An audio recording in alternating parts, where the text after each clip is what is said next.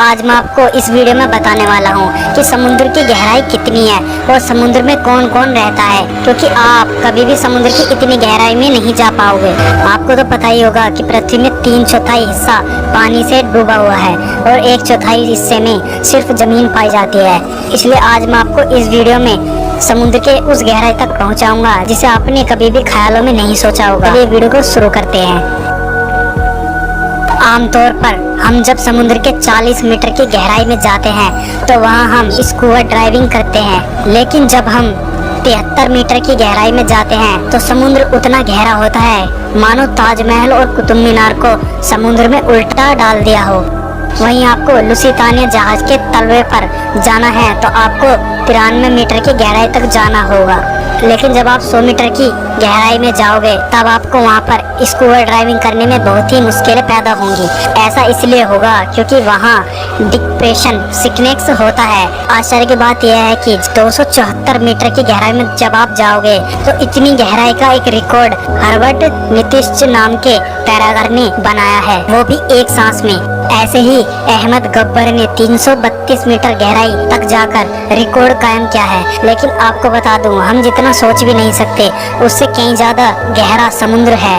जब हम समुद्र की 443 मीटर की गहराई में जाएंगे तो वो गहराई इतनी होगी कि एक स्टेट एम्पायर बिल्डिंग को उल्टा खड़ा कर दे, उतना। इसके अलावा जब हम 500 मीटर की गहराई तय करेंगे तो उस जगह पर दुनिया का सबसे बड़ा जीव ब्लू व्हेल तैरता है। इसके बाद जब हम 533 मीटर की गहराई को तय करेंगे तो वो गहराई इतनी है कि वहाँ पर एम्परर पेंगुइन मिलते हैं। इसके बाद जब आप 830 मीटर की गहराई को तय करोगे तो वो गहराई इतनी होगी कि बुर्ज खलीफा को उल्टा डाल दिया हो। वहीं अगर हम 1000 मीटर की गहराई को तय करते हैं तो उसे स्कैरी जोन के नाम से जाना जाता है, क्योंकि इस स्तर के बाद सूरज की रोशनी नहीं आ पाती। उसके बाद जब आप 1280 मीटर की गहराई को तय करोगे तो वहाँ पर आपको लेदरबैक कछुए नाम के कछुए नजर आएंगे। वहीं जब आप 2000 मीटर की गहराई को तय करोगे उसके बाद आपको ब्लैक ड्रैगन फिश मिलेंगे, जो कि बेहद ही खतरनाक होते हैं। इसके बाद जब आप 4267 मीटर की गहराई को तय करोगे तो उसे समुद्र का एवरेज गहराई माना जाता है।